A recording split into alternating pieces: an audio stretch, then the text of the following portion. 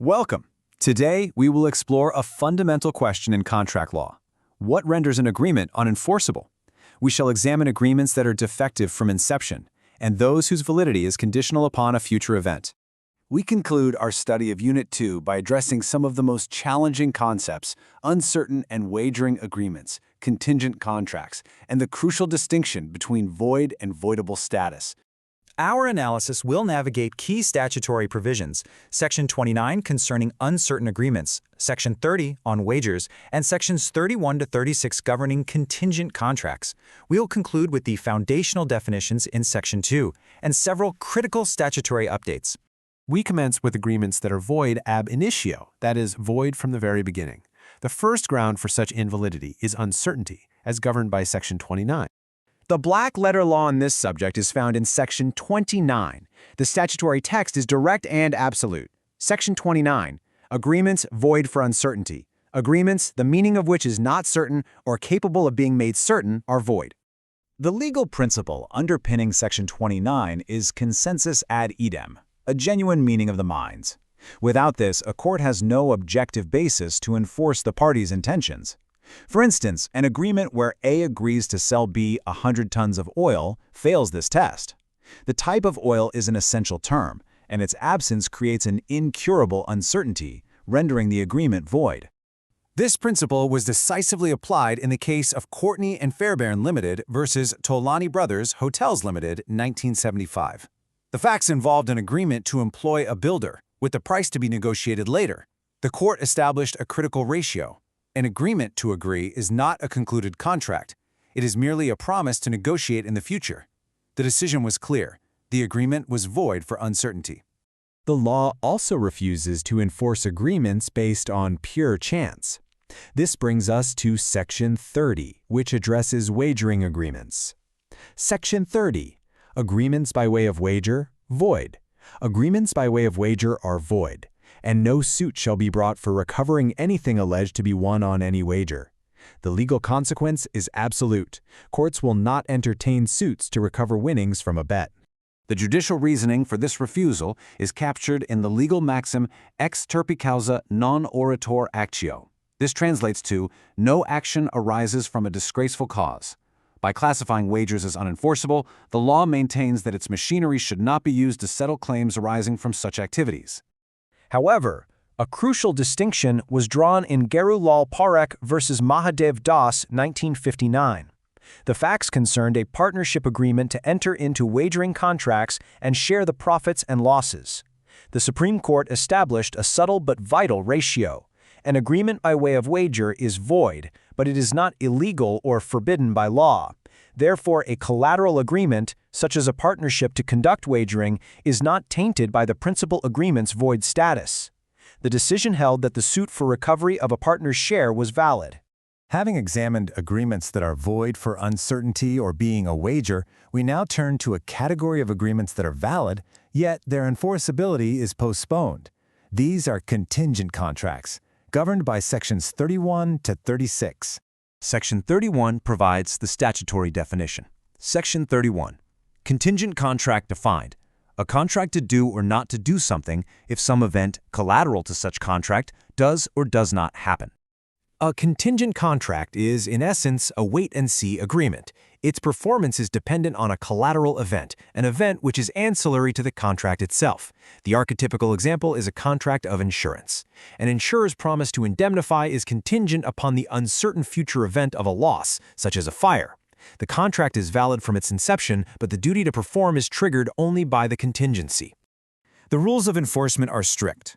As held in UP Rajkiya Nirman Nigam Limited versus Indoor Private Limited, 1996, Section 32 dictates that a contingent contract cannot be enforced unless and until the specified event has happened. If the event becomes impossible, the contract itself becomes void. Section 36 further clarifies that if an agreement is contingent on an event that is impossible from the outset, the agreement is void ab initio. This discussion leads us to a fundamental distinction that is often a point of confusion for students of law: the difference between void and voidable.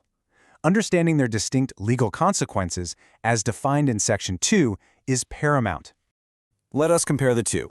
A void agreement under Section 2, Clause G is not enforceable by law. It is a legal nullity, considered dead from the moment it was made, void ab initio. In contrast, a voidable contract under Section 2, Clause I is enforceable at the option of one or more parties.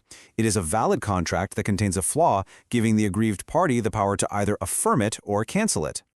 A third related term, a void contract, is defined in Section 2, Clause J.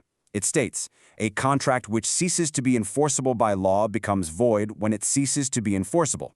The key distinction is temporal. This was a perfectly valid contract at its formation, which subsequently became unenforceable due to an event like supervening impossibility. It did not start void, it became void. We will now address two crucial statutory updates. A contemporary understanding of contract law requires knowledge of how the Act interacts with foreign law and the new criminal legislation. The first update concerns the treatment of foreign law. The rule proceeds in two steps. First, under Section 21, a mutual mistake of foreign law is treated as a mistake of fact. Second, under Section 20, an agreement founded upon a mutual mistake of fact is rendered void. Therefore, a bilateral mistake regarding a foreign law results in a void agreement. The second update arises from recent legislative reform. A critical question for legal practitioners is, how does the Bharatiya Nyaya Sanhita 2023 affect the Indian Contract Act 1872?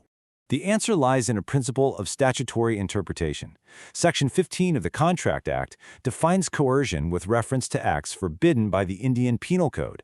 With the repeal of the IPC, the General Clauses Act 1897 dictates that this reference must be construed as a reference to the new legislation. Therefore, as of July 1, 2024, acts forbidden by the corresponding sections of the Bharatiya Nyaya Sanhita 2023 will constitute coercion.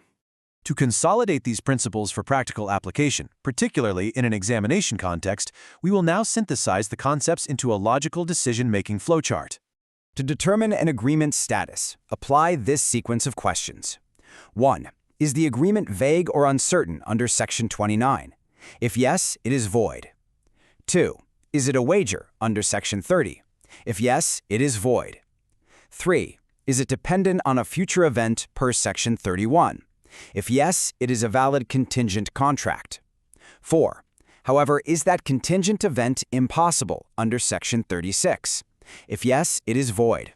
5. Was consent vitiated by coercion, undue influence, fraud, or misrepresentation under Section 14? If yes, it is voidable. 6. Finally, did performance become impossible after formation? Per Section 56, the contract becomes void under Section 2, Clause J. For final revision, commit these key points to memory. Uncertain agreements under Section 29 are void. Wagering agreements under Section 30 are void.